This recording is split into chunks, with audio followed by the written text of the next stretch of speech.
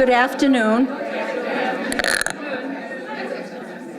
And welcome to those of you who are joining the conference for this afternoon's session. You're warmly welcome. This morning, at our keynote address, we heard from Bob McGettrick the importance of educating people of distinction. And I am delighted to introduce a woman of distinction who has lived her life with distinction, Elizabeth Hayes Patterson. It's with great warmth and affection that I welcome her, because we're welcoming her home. She graduated from Emmanuel in 1967. She received a Woodrow Wilson Award, studied at the Sorbonne and at Stanford, then received her JD at Catholic University, and for the last 32 years has been on the faculty and administration of Georgetown University Law School. She also has taken some time out to be the director, deputy director and director of all of the law schools in the country. I think she's done that for about 4 years. That's in between. But our value for Elizabeth is that she is so passionate about education, and particularly about Catholic education, and that's really what she's going to talk about today. She has served on the Emmanuel College board for 18 years, and she has been present with us through when we talked this morning about transformation of lives, we also talk about transformation of some of our educational institutions. Elizabeth was very much a part of that as a member of our Board of Trustees. And she has the distinction of being the only honorary degree recipient who has delivered 2 commencement addresses at Emmanuel. So I am really proud to introduce Elizabeth Hayes Patterson.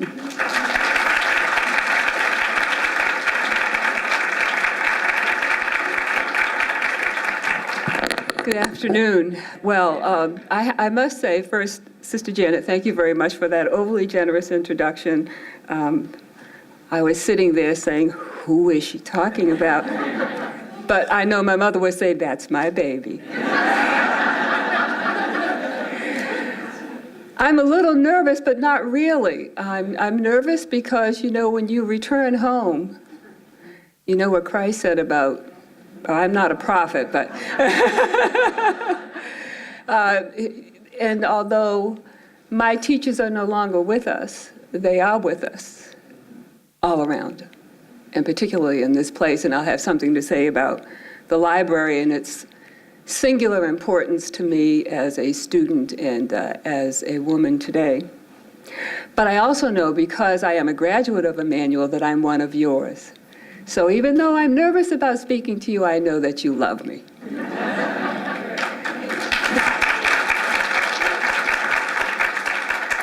I'm going to take a moment, if you will, just to say a few words. On me dit qu'il y a des gens ici qui parlent français, c'est vrai? Et vous êtes où? Ah bon? Je veux dire seulement que je vous souhaite un très bon séjour pendant votre temps ici aux États-Unis. Je vous en prie. Oh, là aussi? Ah bon? Aha. Well, really that was not showing off. I don't often have an opportunity to use the French that I learned here at Emmanuel and in France, and I heard that there were individuals here who primarily speak French, and I just wanted to welcome them. You taught me well. First, I want to thank you as one of the millions of people throughout the world who benefit and have benefited from your mission, making known God's goodness and educating for life. I am a witness, as we say, to the fact that education can be and is transformative and can transform lives. The educational process, I've been an educator for over 30 years, is wondrous in and of itself. Being in the classroom, engaging people at all levels, not just, from pre-K all the way up through postgraduate study, is a wonderful enterprise. But it has even greater significance when the individuals whom you are teaching are going to change not only their lives, but the lives of countless others because of the knowledge that you impart. Because you are, in fact, providing them with an opportunity to fundamentally change their lives. And that's certainly what happened to me. And so my children, my family members, the students I've taught have all benefited from your mission. Second, I wanted to tell you, well, first, I wanted to tell you that I'll be speaking to you today as an educator, yes, but also from my past experiences as an administrator, an Emmanuel College board member, and a student, for in each of those roles, diversity has been an abiding goal of mine. I'll cover 3 issues this afternoon. First, my firm belief in diversity. Second, my experience with Catholic schools and diversity generally. And last, the challenge stated explicitly in the title of my talk, Celebrating Diversity While Striving for Unity. We have about an hour and 15 minutes for this portion of the program.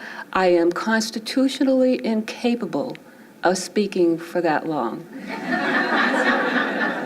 Even when I teach 2-hour classes, what most interests me is the dialogue in which I engage with my students. So I hope that we'll have a dialogue at the end of my remarks. And related to the topic or anything else you want to talk about. I've been privileged to address diversity in a number of different settings. First, as a graduate student at Stanford University, sitting in at the Student Union and demonstrating for a greater presence of minorities on the campus. Then when I chaired the district's Public Utilities Commission, and I examined the practices of the commission when it came to hiring outside counsel, and discovered that neither women nor people of color had been represented. Then at Georgetown, I chaired a university task force on diversity that focused on faculty diversity. And while at the Association of American Law Schools, I co-chaired another task force on diversity that focused on student diversity. In addition, I have served on or chaired Georgetown Law Center's Committee on Diversity and Community. In each instance, diversity was a goal to reach, but it seemed to be the exception to the rule. We were usually motivated by a desire for an institutional reality consonant with the world in which we lived, and notions of inclusion, fairness, and equity, because the fact of the matter is that the world in which we live is wonderfully, beautifully, richly, and maddeningly diverse, as created by God. You who teach all over the world and enrich and are enriched by the cultures you encounter know this better than most. When we speak of achieving diversity in Catholic schools or any other institutions, what we are really talking about is ensuring that these institutions reflect the reality of God's creation. Furthermore, I see achieving diversity as fulfillment of the 2 great commandments reaffirmed by Jesus in the Gospels of Matthew and Luke, and not just because the stories involved a lawyer.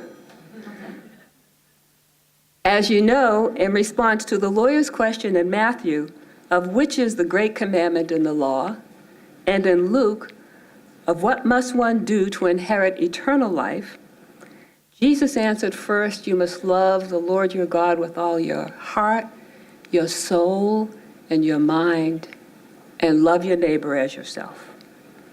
And in Matthew, he goes on to say that on these 2 commandments hang the whole law and the prophets too. I see these commandments addressed in diversity because true diversity erases hegemony of any kind and encourages the full flower of God's creation. We are to love one another and, as stated in another Matthew passage, care for the least of these.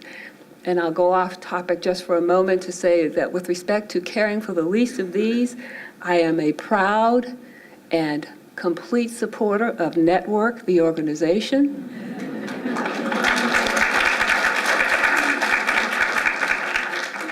and the role that they played, not simply in the recent Nuns on the Bus tour, but each and every day in Washington, D.C., bringing to the attention of our Congress the needs of the least of these in every aspect of government operations, but particularly when it comes to the federal budget.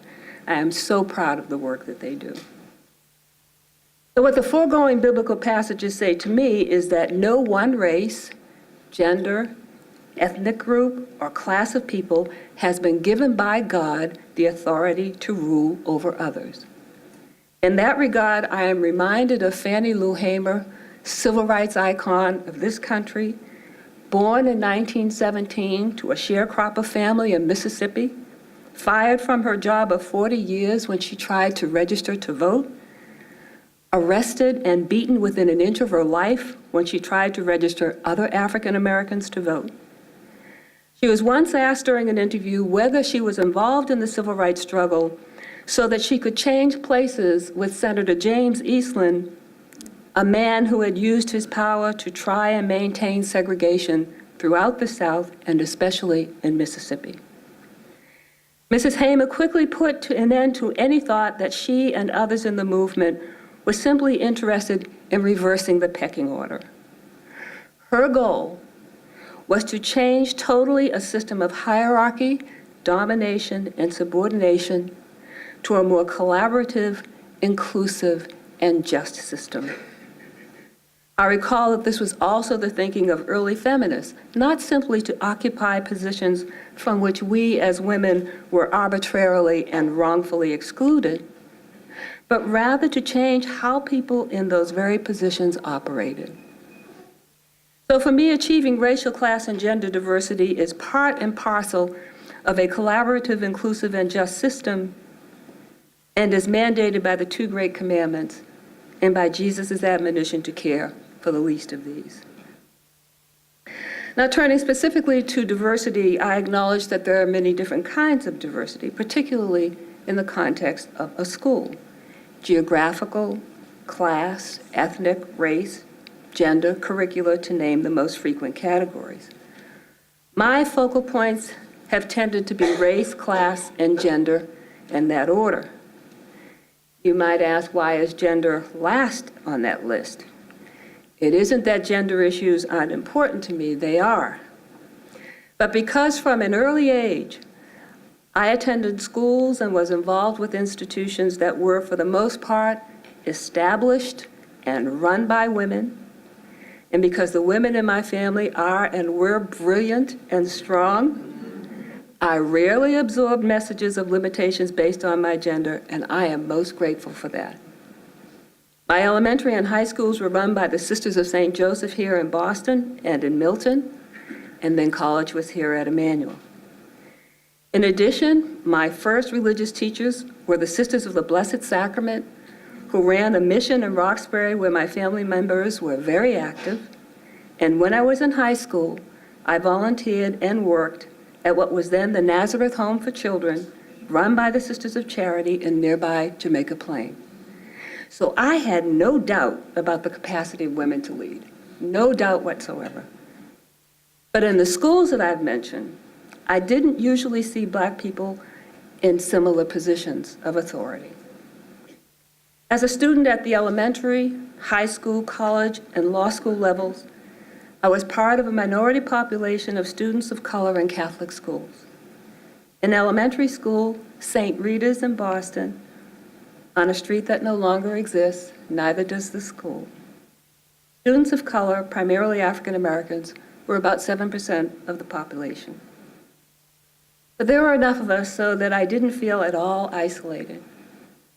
In high school, Fontbonne Academy in Milton, when I first arrived, I was the lone student of color out of 400. By the time I graduated, sorry, you should have just waved.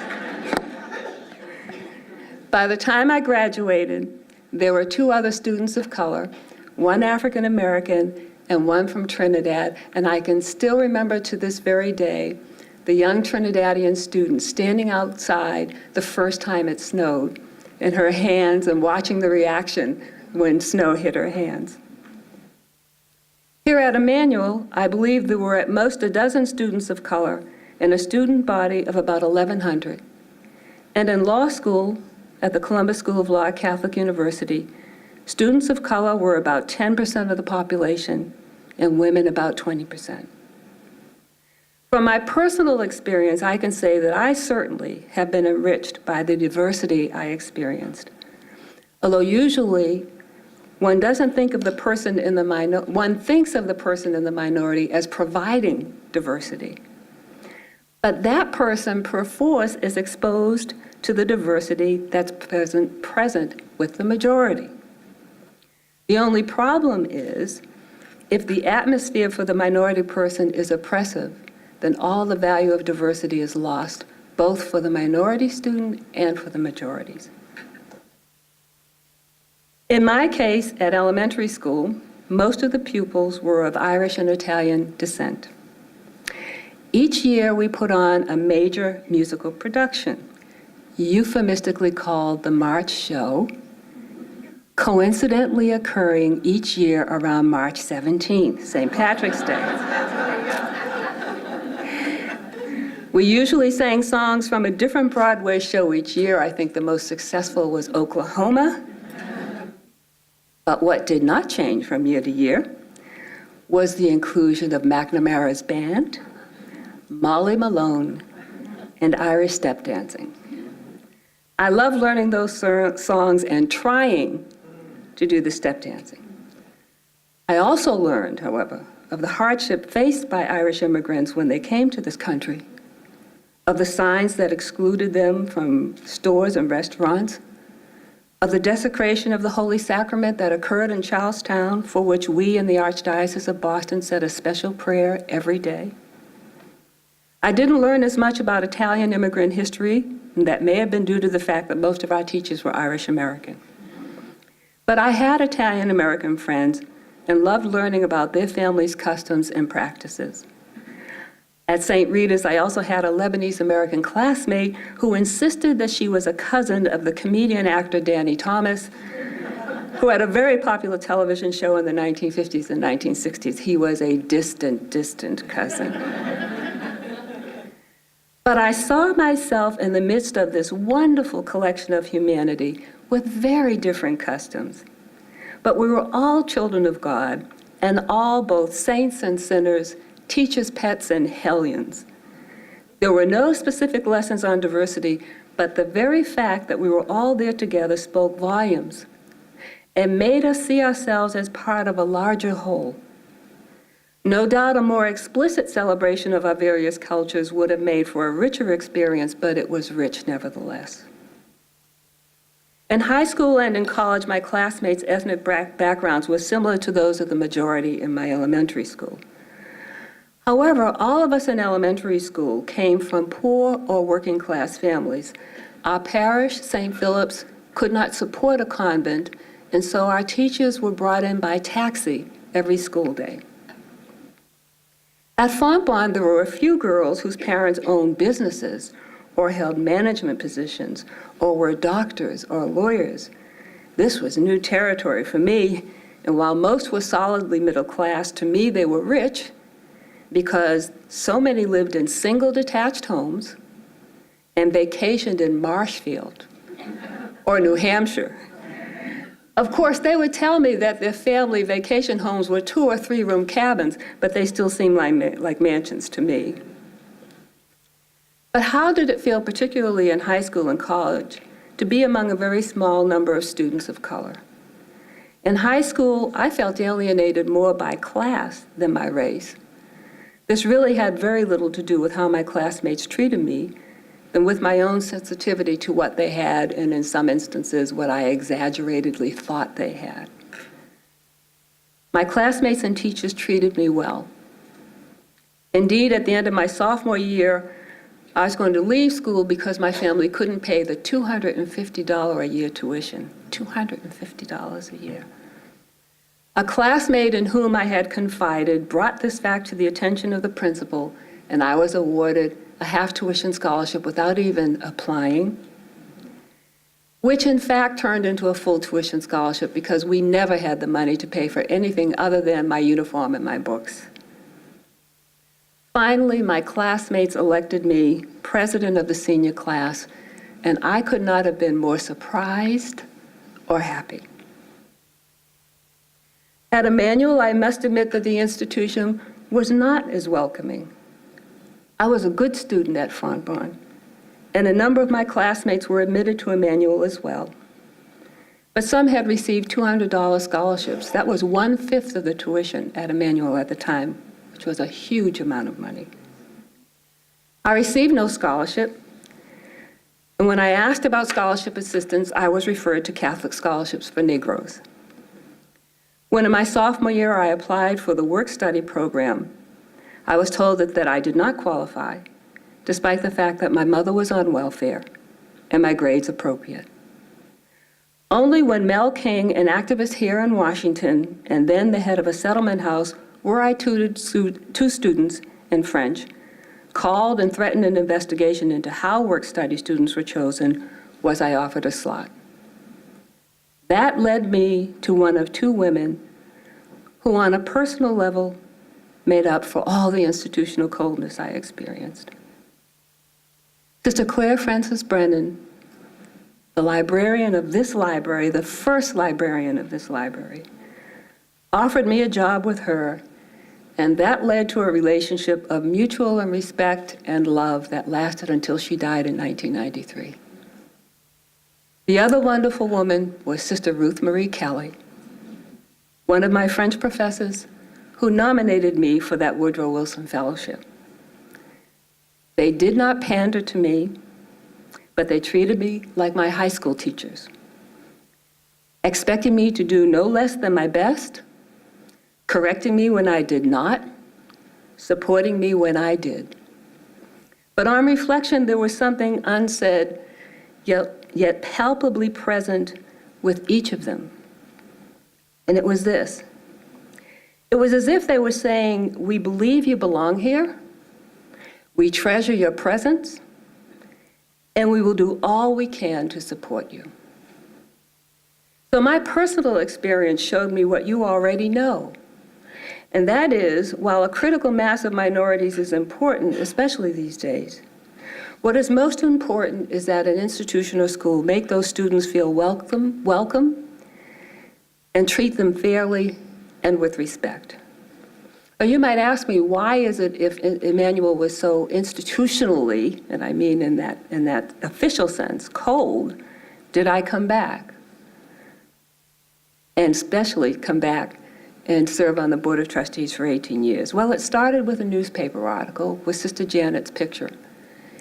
And the newspaper article told a story about the first two children who were born in Boston that particular year. And they were two twin girls.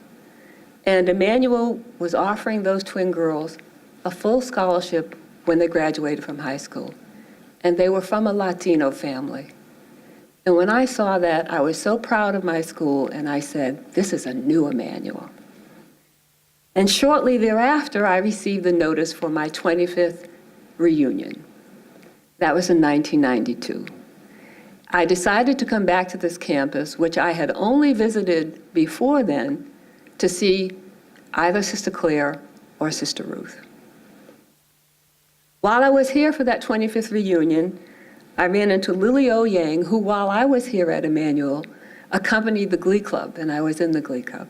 And she was an administrator then, and she invited me back to participate in a program that took place in this very room 20 years ago this fall, the title of which was Informing Women and Transforming Society. I came back for the program, and when I came back, I saw more women of color on this campus than I ever would have imagined. And it was that commitment to diversity and the continued commitment to diversity that has kept me connected to Emmanuel, lo, these many years since. Looking back then at the topic of Catholic schools, what of diversity in Catholic schools today? After all, I finished elementary school in, dare I say, yes I will, 1959. high school in 1963, and college in 1967. I took a look at the most recent report from the National Catholic Educational Association. Approximately 19.3% of students in Catholic schools are racial minorities, with Latinos being in a separate category and coming in at 13.9%. Those are very good numbers. However, my question is, how does that break down by school? By diocese, but most importantly, by school. Let me bring in some legal and historical research data for why I think that's important. In 2004, law schools all over this country were celebrating the 50th anniversary of the U.S. Supreme Court decision in Brown versus Board of Education. You recall that that is a decision in which the court held that legally mandated, racially segregated schools were unconstitutional. Georgetown decided that it wouldn't focus on the Brown decision, but in a companion decision named Bowling versus Sharp. And the Bowling decision specifically addressed racial segregation in schools in the District of Columbia. Because you see, Congress at that time regulated the schools in the district. I participated in the symposium, and I chose as my topic Catholic schools in the Archdiocese of Washington in 1954. And what I learned was that Catholic schools were integrated in 1948, 6 years before Brown and Bowling. Then Archbishop, later Cardinal Patrick O'Boyle, had quietly ordered the integration, which really did take place at a very slow pace. In 1949, for example, there were 4 African-American high school students out of a total of 3,941, and 1 African-American elementary school student out of a total of 10,909. In addition, the Archdiocese of Washington then and now includes 3 counties in southern Maryland. Those schools, however, were not integrated until 1956, 2 years after Brown and Bowling. So strong was the resistance of parishioners. Cardinal O'Boyle had a nickname, Cinderblock O'Boyle, because he oversaw the building of so many schools, parishes, hospitals, and other facilities during his tenure. Many of those were built in the Washington, D.C. suburbs. The irony is that while Cardinal O'Boyle desegregated the schools in the district, many white Catholics over time abandoned the district and moved to the suburbs, where the expansion of parishes and schools took place. This fact makes extremely relevant a 1974 decision of the United States Supreme Court involving the schools of Detroit. The case is Milliken versus Bradley. And in that case, the trial court had found that the state of Michigan and city authorities of Detroit had in fact caused those schools in Detroit to be racially segregated. It's what's called de facto versus de jure. De jure in the South, the law on the books said you separate the schools by race. But in northern places like Detroit, that did not exist, but you had, in fact, de facto segregation. That wasn't challenged in terms of the finding. However, the district court, in remedying that segregation, ordered not only the integration of the schools in Detroit, and if the court just limited the remedy to Detroit, there wouldn't be much integration because the Detroit school system was 70% black. So the court included 53 suburban districts that really formed a ring around the city of Detroit. Now, this is a pattern that exists in most major cities in this country now. Well, the Supreme Court struck down that remedy, basically deciding that you cannot require integration by suburban school districts that had not been proven to have been involved in the segregation in the Detroit school systems. So even though you have a metropolitan area, looking once again at the public school system, and the racial composition of the schools does not reflect the racial composition of that area, you can't order what's called inter-district or cross-district busing and integration. Of course, once again, the Detroit public school system in '74 and now, like the DC public school system and many metropolitan large city school systems, are the product of white flight and, one must acknowledge increasingly, middle-class black flight. Okay. So it means essentially that you cannot have meaningful integration within the system itself.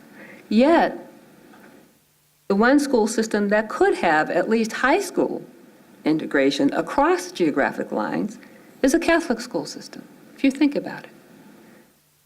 The Archdiocese of Detroit, for example, encompasses 6 counties, just as the Archdiocese of Washington includes not just Washington, D.C., but counties in Maryland as well. Could it be possible to assign students, irrespective of municipal boundaries, on a system-wide basis? Now, I understand this would require a complete change in how one gets into a school or goes to school. When I went to Sorbonne, I didn't apply to the Archdiocese of Boston to go to high school. I applied to Sorbonne Academy. So that would be a major change. But when you think about it, the only school system in this country that has the potential for the kind of inter-district remedy that was tried in Millikan is a Catholic school system. But one could also say that to try that now probably would not be effective because the height of Catholic school enrollment, you know better than I do, was in the 1960s. And so you probably don't have, in the form of a population, including the suburbs and the cities, enough of a diverse population to have integration. But it's something that I wish had been tried at a time when it might have been possible. I recognize that integrating schools racially, ethnically, and by class raises a challenge of how you do so in a way that does not exacerbate tensions between and among groups, but rather promotes unity. Here are 2 very different views of diversity and multiculturalism. The first is from an article by my brilliant colleague, Professor Mari Matsuda, and I quote, "The only center, the only glue that makes us a nation is our many-centered cultural heritage.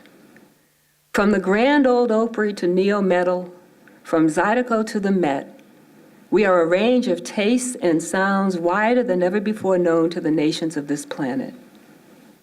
That is the defining centrality of the American culture I grew up in and love. In acknowledging plural culture as a strength, and in recognizing and dismantling the false hierarchies that place one culture over another, it may come to pass that we live together in celebration and in peace," close quote.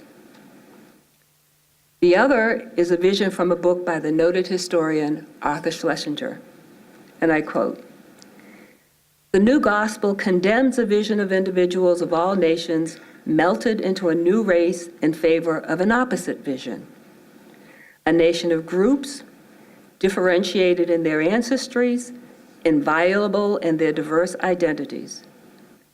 The contemporary ideal is shifting from assimilation to ethnicity, from integration to separatism. The ethnic upsurge has had some healthy consequences. There is a far better understanding of the indispensable contributions minorities have made to American civilization. But the cult of ethnicity pressed too far exacts costs. The national ideal had been e pluribus unum. Are we now to belittle the unum and glorify the pluribus? Will the center hold, or will the melting pot yield to the Tower of Babel?" Close quote. Dr. Schlesinger's view is clearly shared by school board members in Tucson, Arizona, who recently banned a Mexican-American studies program that had been taught in Tucson public schools. Their concern was that the curriculum fostered division between Mexican-American and white students and raised feelings of resentment among the Mexican-American students. So you'll probably not be surprised that I agree more with Mari Matsuda than Mr. Schlesinger. However, I do acknowledge the challenge posed by diversity. For example, in 1990, I began teaching a seminar entitled Race in American Law. This course was based upon the late Professor Derek Bell's pioneering course and casebook, Race, Racism, and American Law. And I just want to pause and say Professor Bell, who died within the last year, was a wonderful individual. He was a personal mentor to me. He had a profound impact on legal education in this country, and not simply in the area of race, but in the area of pedagogy. And his loss is felt by all of us. But the course, as I originally taught it, examined the topic of race in American law, the intersection of race and American law, through the lens of the experience of African Americans, although our country is much more racially diverse. The justification for the African American focus was the fact that most of the Supreme Court decisions in the race area have involved African Americans. However, I've later changed casebooks and now use a text that examines the same topic, but from the perspective of the major racial groups in the country: American Indians, African Americans, Asian Americans, Latinos, Latinas, and whites. But what the students encounter in text is a systematic denial of humanity and rights to members of each group of color, starting before the formation of the United States and continuing thereafter by members of the executive, legislative, and judicial branches of government at the federal and state levels during an over 200-year period. It is shocking, it is appalling, it is disheartening, and it is infuriating. In the beginning, the overwhelming majority of the seminar students were students of color. They were so hungry for a course that addressed these issues. As time went on, the diversity in the class increased.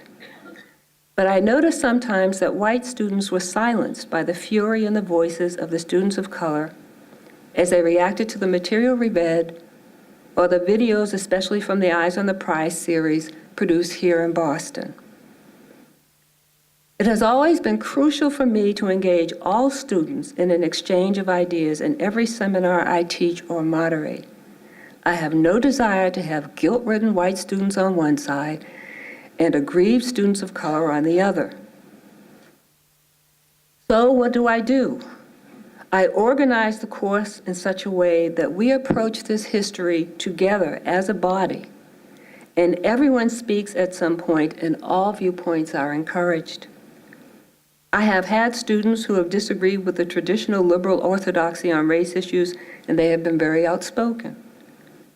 My classes these days are quite diverse, with African American, Asian, Latino, and white students from all over the country and indeed all over the world, because Georgetown has a very diverse student body. They have so much to learn from each other and so much to teach each other. What I really try to get students to do is recognize their commonalities, even as they celebrate their differences. Since they are law students, the unifying themes I point to are the Declaration of Independence in particular, and the Constitution as amended. Of course, we have to deal with the fact that the Declaration's soaring rhetoric on equality was written by a man who owned human beings as slaves, and that the original Constitution fully protected the slave trade at least until 1808. But as the late Justice Thurgood Marshall once stated, I believe in the Constitution as amended, for in it lies the promise of true freedom and equality for all.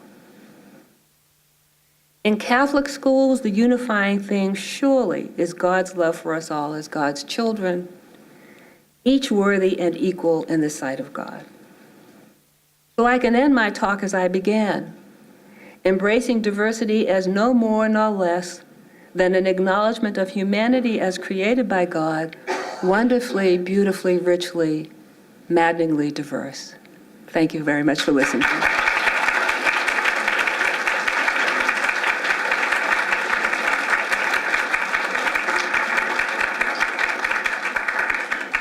So I hope you have comments, questions, please.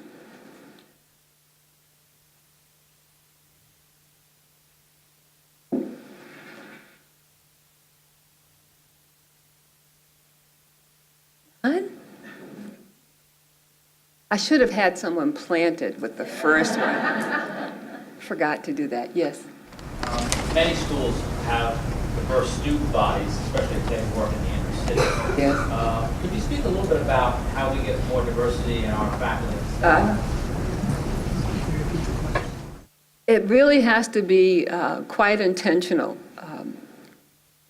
When I was on the task force for Georgetown University, we did a great deal of research on looking at universities where they had been successful in diversifying the faculty. And it has to start from the very top. The president has to say this is a priority, has to do the kinds of things that presidents do when something is a priority, assign resources, assign individuals.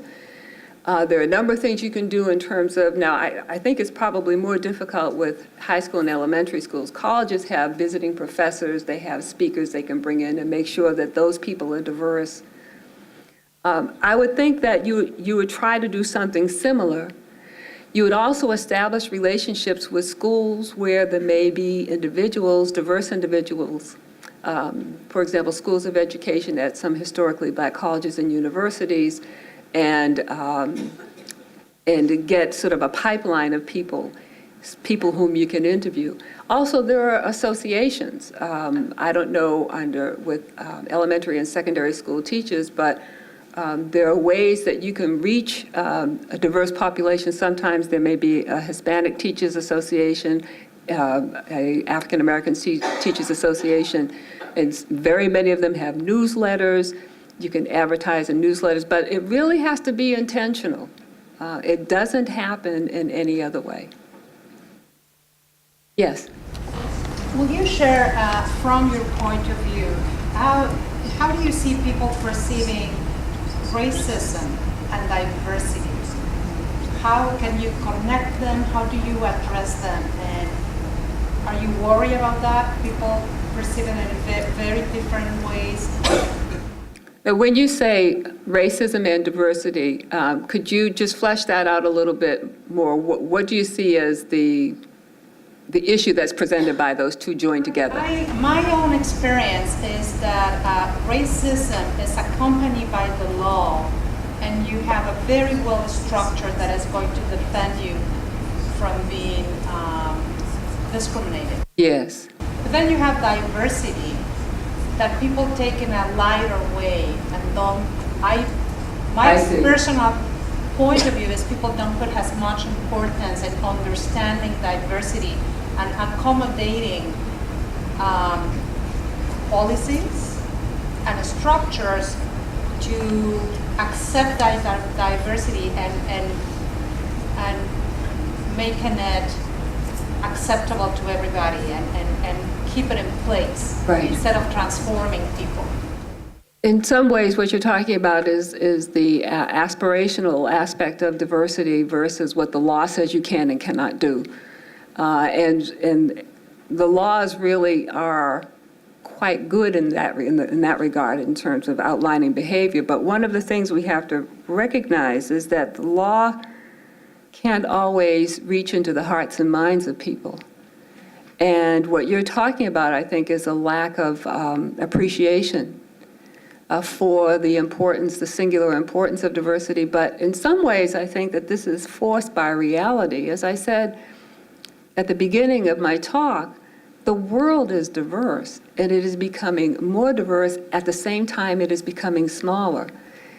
It's a denial of that reality not to have institutions and schools that reflect the reality that the people whom you are teaching are going to have to encounter.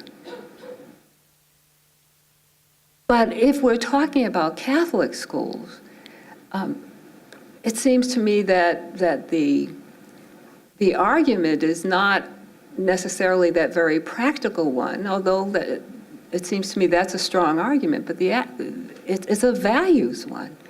It's what are we about? Who do we say we are? If we are Catholics, if we are following Jesus Christ, if we value what each and every human being has to offer equally, then we ought to be reflecting that in our institutions. And they ought to be inclusive and rich in that regard. Yes? Could you say a few words about religious diversity as well? And from your perspective, what are some best practices for how Catholic institutions can live out their mission and also provide a welcome to both students and also faculty members who are not Catholic themselves? Now, my experience with this would be more at Georgetown Law, and we have a very, very diverse faculty when it comes to religion. And I think that you do that through your mission, and your mission, of course, if you're a Catholic school, you have your mission isn't just in terms of the quality of education in a very narrow sense, okay? But you have a mission that is based in faith. But it seems to me that it also is not a dogmatic, necessarily, mission. And so to the extent that what you want to do is to expose your students to the rich reality of what there is in the world, including racial diversity, including religious diversity, then that's included. Now, I have to admit that I am not as sensitive to or aware of the particular strictures that might apply to elementary and secondary schools, or even colleges, to be quite honest with you. Law school is a different matter. It's a very different matter. So my experiences may not be sufficient to give you an answer that particularly addresses the issue that you're raising. But it's not been an issue for us at Georgetown.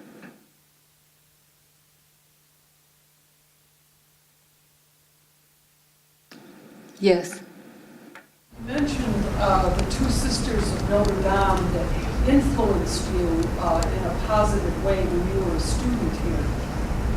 Were there, as you look back, were there similar qualities that those individuals had that other people like ourselves could embrace as we are interacting with a variety of people? An openness to everyone as a child of God. I really believe that. I really believe that was very much a part of both Sister Claire and Sister Ruth. But as I mentioned, I really felt that they, in an unstated way, in other words, they didn't say this to me, but in how they acted, they were reaffirming my presence. I'll give you an example. I came across, I'm a pack rat, so I came across a note that a former student had written to me some time ago, an African-American woman. And she was writing me, and she thanked me because she was having a hard time in school and came in to see me, and she said, "You told me that I was in the law school by right and not by sufferance." And I think that sending messages to people that reaffirms their worth is something that all of us can do in every setting. And that I certainly found in both of those women. Not, as I said, not pandering. I mean, they were tough on me. Sister Claire ran this library. I spent so many hours here, and I spent a lot of time when I was a work study student here, starting in my sophomore year, and I actually came back and worked in the library for a few months after I left graduate school. But I would spend time here when I wasn't working because I felt so welcomed. and because it was a place of respite for me and introspection. Well, she made that possible, and the other people who worked in the library, but she was the head of the library, so she's the one who set the tone. So it's an embracing of people and acceptance of people, supporting people, encouraging them to do the best because you believe in their fundamental worth. Thank you. Yes. I don't know exactly how to word this question, but could you speak to the concept of like levels of diversity awareness? I work in a university, and I find that with black students in class, there's an uneasy diversity and acceptance and social sharing. But when the black student talks from black experience, there's a bristling in the classroom. It's almost like there's a kind of diversity light. Yes. You know, this assumption that we all kind of are sharing the college experience. But then, when the white student is confronted with the fact this student does not go home maybe in the summer to the same home I go home to, or this type of thing, then you have another level of learning. Can you address that? I think that this is the challenge posed by having diverse groups of individuals in the same room. And when these issues come up, even in law school, we don't always get it right. Students complain, particularly students of color complain that faculty don't address the issues when they're raised, when a student makes a comment or something, that what they want to do is get off of it and move on as fast as they can. And we can't do that, because then for me, the value of having that diversity gets lost because these issues never get addressed. It's not going to be comfortable. It's not going to be comfortable. But I mean, a lot of things that we do, we work hard at because we consider it to be important. And sometimes the harder it is, the more the payoff. But I think, and I don't think that it's easy. I think people that we have to share ways of dealing with issues in the classroom when they come up, so that there can be growth. And the growth may involve some pain, but that's what happens. But I think there has to be an acknowledgement of that at the outset, and then a plan for how you address it and deal with it so that we come out on the other end better off. Then it never works if the issues aren't addressed and then people feel that they're silenced. As a matter of fact, I think things get worse.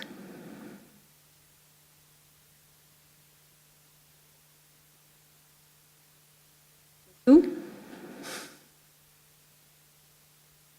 Well, I want to thank you very much. You've been very, very good.